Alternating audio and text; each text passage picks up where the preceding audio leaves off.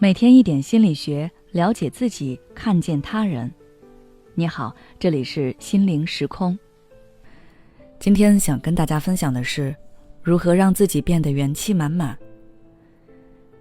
不知道大家在生活中有没有被人说过没有生命力，给人的感觉很丧。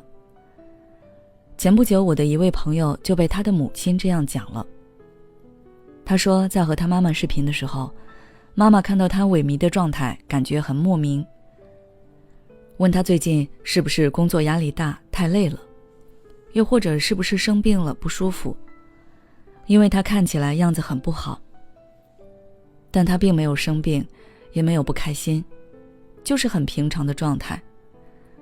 他说他也不知道从什么时候开始，整个人就变得很颓丧，那种充满生命力、热情高涨的状态早就没有了。明明年纪不大，但是感觉自己已经开始老了。朋友的话给了我很大的感触。在现在高压的环境下，每个人都承受着巨大的心理压力，大家的情绪越来越紧绷，状态也越来越疲累。虽然外在环境我们无力改变，但我们可以掌控自己的生活状态，给自己补充元气能量。具体该怎么做呢？下面是我给大家整理的小方法，希望能给你带去帮助。第一，培养积极视角，减少内耗。很多人之所以会把自己搞得精疲力尽，是因为他们看待事物的视角不对。就比如同样是被批评，有的人想的是，我这次做的确实不对，没有考虑到风险因素，但是这次被点出来了，我下次就记住了，以后就不会再犯了。这样想，被批评这件事就不会对他产生太大的消极影响，他受到的情感打击比较少，内心的环境也就比较稳定。而有的人想的是，我这次被批评了，肯定会被人嘲笑，他们在背后不知道怎么说我呢，我太丢人了。越是这么想，心里就越是难过，甚至过了一段时间再想到这件事，还会很难受。所以要想收获元气能量，我们就要培养积极视角。每当遇到挫折或打击的时候，可以先想办法找出它对你的积极影响。久而久之，这种积极的心理暗示就会变成你思考时的第一角度，潜移默化地为你创造一个充满希望与能量的生活。第二，建立支持系统。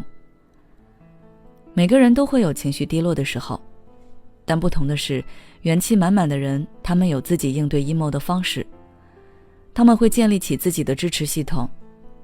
这个支持系统可以是一个人、一件事，也可以是一个地方。比如说，有的人感觉自己内心能量耗尽的时候，会去逛便利店，因为他感觉便利店就是他心中的能量加油站，在里面逛吃，等到再出来的时候，整个人就豁然开朗了。所以你可以建立起自己的元气加油站。当你感觉自己能量不足的时候，就靠近那些能让你感受到元气的人事物，做一些能够给你补充能量的事情。第三，回归现实，感受当下。不知道从什么时候开始，我发现一些朋友和我聊天的时候，说的内容大都是网上的一些消息，什么国际关系又紧张了，哪家大厂又裁人了，某某艺人又犯了什么事。